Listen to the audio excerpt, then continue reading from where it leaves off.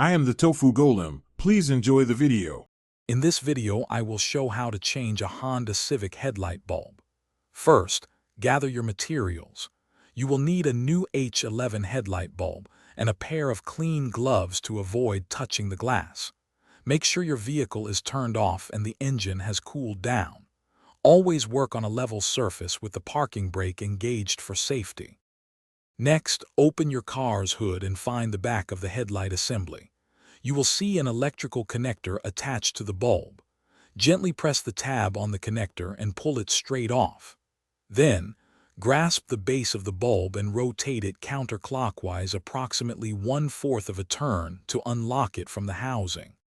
Now, carefully pull the old bulb straight out from the headlight housing.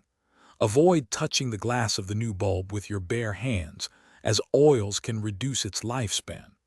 Align the tabs on the base of the new bulb with the corresponding slots in the housing. Push it in gently, then rotate it clockwise about 1/4 of a turn until it locks securely into place.